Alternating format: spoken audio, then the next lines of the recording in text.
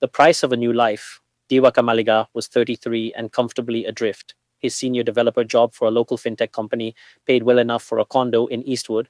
The benefits were solid, and working from home meant he could attend Zoom calls in a worn out sandal while his long shorts collected dust under his desk.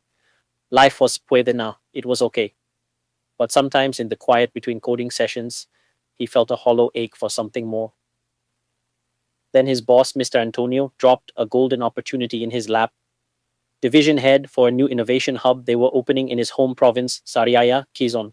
The package was staggering: a base salary of P30 million a year, a relocation bonus, a company car, and a stake in the company. It was the kind of offer that could lift entire families out of uncertainty. Diva drove home to their condo in Quezon City, his mind buzzing. He was already calculating how much he could send to his nanay and tate in Sariaya, finally fixing the leaky roof of their ancestral home. He imagined telling his wife of 5 years, Lena, surely she'd see the blessing in this, the financial security, the chance to own land, to be near family. He found her on their balcony, scrolling through real estate listings for a more exclusive condominium in BGC, a half eaten box of ensaymada from a favorite overpriced bakery beside her. When he explained the promotion, her perfectly sculpted eyebrows shot up for a fleeting second. Saan? She asked. Sariaya, in Quezon. It's my hometown, he said, a hint of pride in his voice. Lena set down her phone with a definitive click. Sariaya? Huwag naman. Diwa, I am not moving to the province. She said it with such finality it felt like a door slamming shut. He tried to explain the salary, the chance to build their own house, the clean air, the fact that his aging parents would have them nearby. And do what there?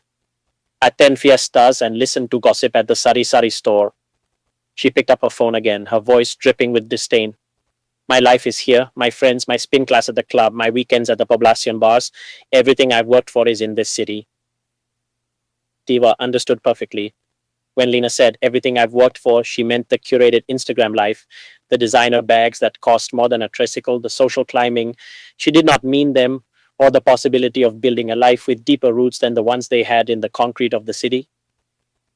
Sig, he said softly, a placating smile on his face. I understand. And he did.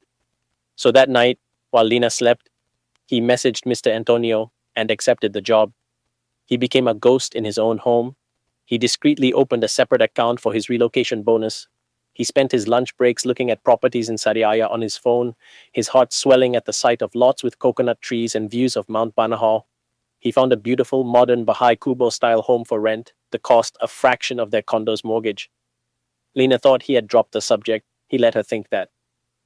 He tried one last time, taking her to her favorite fancy restaurant in Makati. Over kare kare and crispy pata, he laid out his heart. He talked about the lower cost of living, the quality of life, the chance for their future children to run in open fields. She laughed, a sharp, tinkling sound. Children in the province, their yaya would die of boredom. She pulled out her phone, putting him on speaker so her friends, Chloe and Isabel, could join in. Ay naku, Lina in Sariaya. You'll be married to the high lot and drinking tuba by next year, Chloe cackled.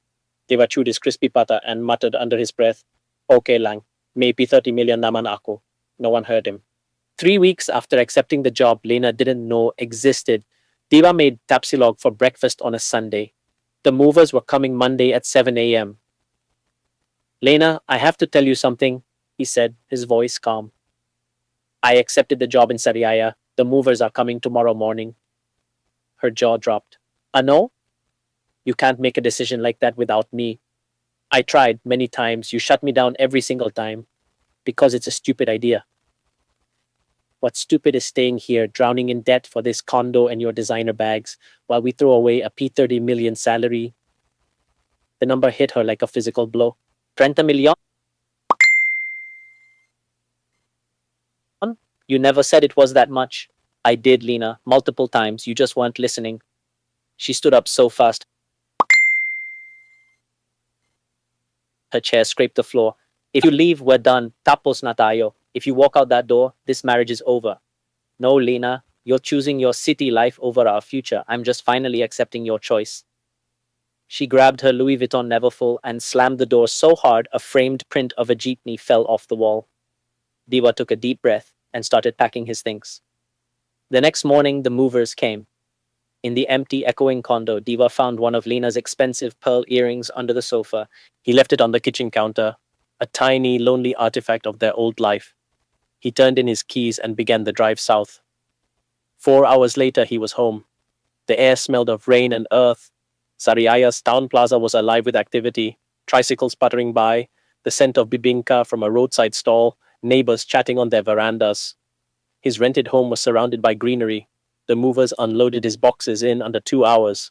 Diva stood on his porch, listening to the chorus of crickets and the distant bark of a dog, and felt something he hadn't felt in years, a profound, settling peace.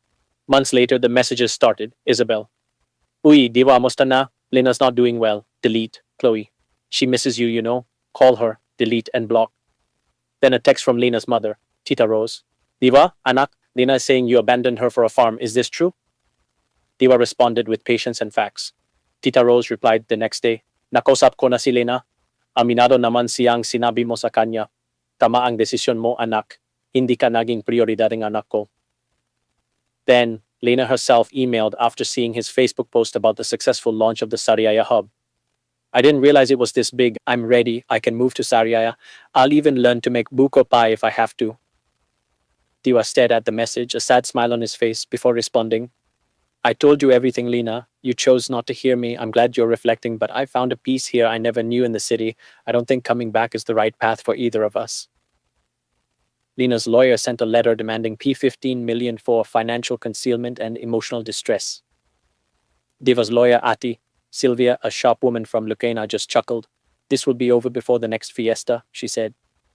Her response was a masterpiece of legal precision, pointing out that willful ignorance is not a legal grounds for claims. The case was dropped in a week.